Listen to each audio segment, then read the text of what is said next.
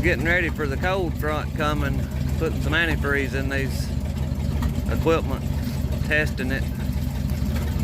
I gotta try to get up here and check this Sawmill's antifreeze. I had a disaster one day. The fan quit working, broke a belt, and I didn't know it, and it blowed this right here off, and I lost some antifreeze, so I need to check it, make sure it's all right.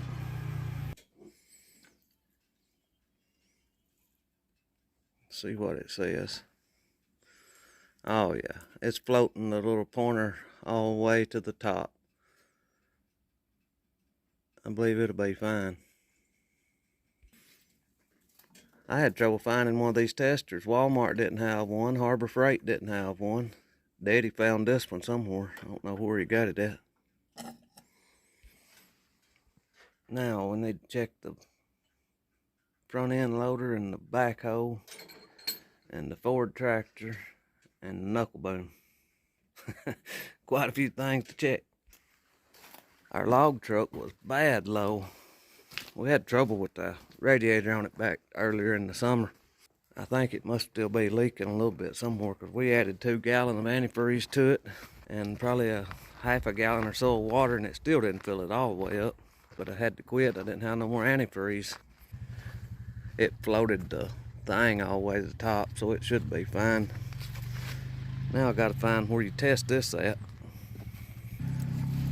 Here's where you pop the hood.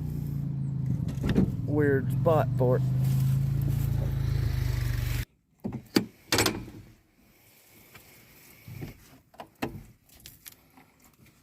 I believe it's low of water. There's some down in there. I believe it's enough I can get to suck it up with that thing.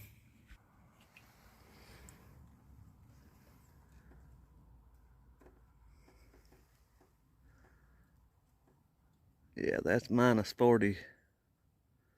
Minus 43 or 45, looks like. While we're testing these antifreezes, I'm gonna come up here and do a little scratching around on my garden with this backhoe. There's one place over here that it's a bad hump. I think if we fix it, I'll have more garden space. I need to get that fixed. I'm having to run it with that little gas tank hanging on the steering wheel. My other tank was rusted up, and I fixed it. I boiled it out with vinegar and stuff and got it back shiny, put some gas in it, and I didn't realize it had a leak. It leaked all the gas out and rusted back up again, so I had to hang that little gas tank there to run it this past year. I need to get it fixed. I don't know if the radiator shop could boil it out and coat it, or really what to do with it. I kind of hated to put any kind of sealer in it, because they say it only lasts us about 10 years, and then you have to reseal it. They talk like it's a real big job to clean that sealer out too after it starts flaking off. So I don't really know what I'm going to do with that. They don't really show up good on the camera. Kind of a bad spot right in here. Maybe a stump here, I'm not positive. This is where I usually have my electric vent stops at. I'm going to pull this up and take the backhoe up, scratch the ground right here just a little bit before I can come through here plowing with the tractor.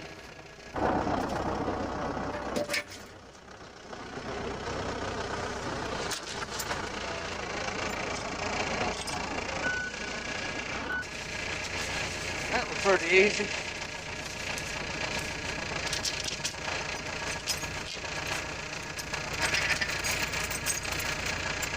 Now then, we'll turn around here and scratch this down some.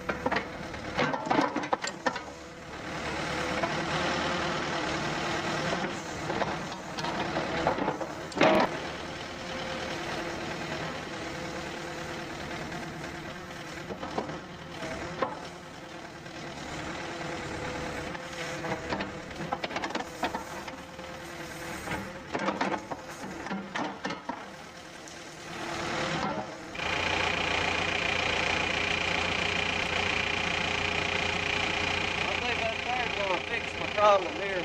I thought there was a stump in there, or a big root, but I couldn't find it.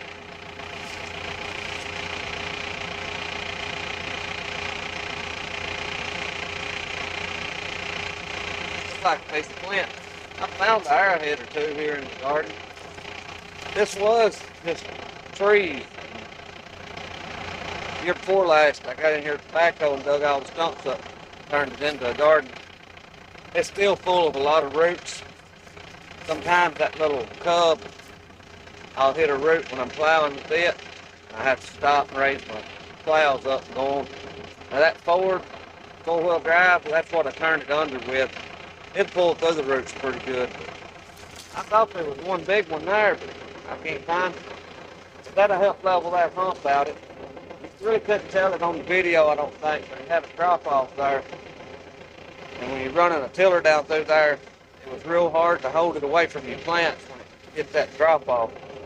So this should smooth it up pretty good. The garden looks pretty rough. I usually like to sow turnips and stuff in it at the end of the year, but I've been so busy this year. Our sawmill, trying to get that house finished and on the market. It's just been a real busy fall. I don't know if you can tell any more about that from back here or not. There's still some hump on this left side right down through here. I may come on down through here and knock that hump down with the backhoe. But I ain't gonna have much vegetation to plow in this next spring. There's a lot of this old dead grass. I'll plow it in here when it dries up enough that I can. I'm probably gonna take them trees out on down behind the backhoe down through there to the left and behind that little smokehouse.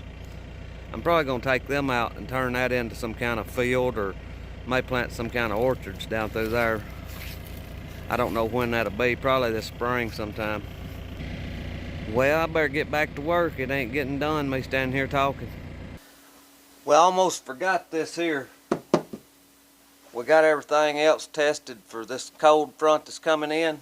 All the antifreeze and all the fluids checked and everything, and had it all right. We've got about an hour before it's supposed to hit here, and we just happened to think about our water line on the mill. I'm glad we did. So I've got to take this loose. It had some diesel in it. I had a little diesel mixed with this water, but the diesel will sit on top of the water. Now when you shake it together, a little bit will go through the lines with the water, but it had been setting for a day or so, so all the diesel was up on top. I'm real sure the water would have froze if he hadn't have thought of it. Daddy's one thought about it, I didn't. I've come out here now. I'm gonna take this down. I think the jug will be fine. It's got plenty of diesel in there, and it's got room it can expand. I'm gonna set it in here in the shop anyway. So now what I'm gonna have to do is start the mill up. The way this water system works on this mill is it only pumps whenever you're sawing through a cut. So I'm gonna have to tighten the blade down over here and start it up and engage the blade and let the water pump out. So we'll see if there's any left in there or not. This is the little glass bulb that screws on out there. It's got a wire mesh filter in it. We've got it tuck off and put in here. It'll take this thing a few minutes to clear the screen. While it's clearing, I guess we can go out here and tighten the blade down. I hadn't done that yet. I need to finish sealing up this room in here. We've got the insulation and stuff to do it with. Just never do seem to get time to do it. So I need to pump it up here when I put it in gear. If I don't put some pressure on the blade,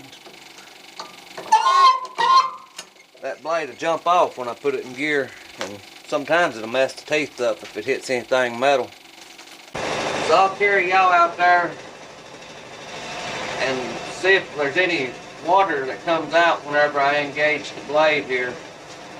We need to get it pumped plumb dry so the pump don't freeze and bust.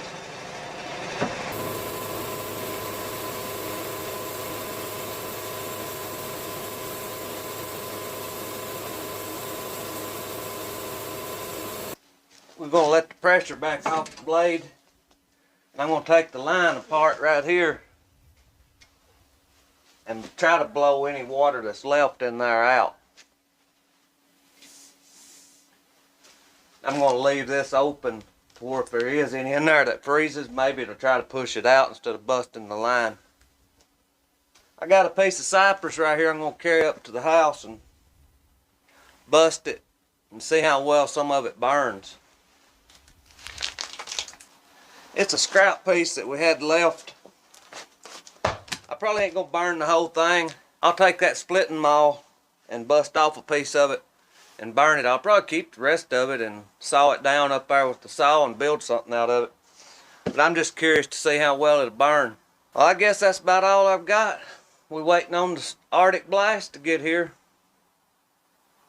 I hope we get some snow out of it. I'd like to get to go deer hunting in the snow this year before deer season's over with.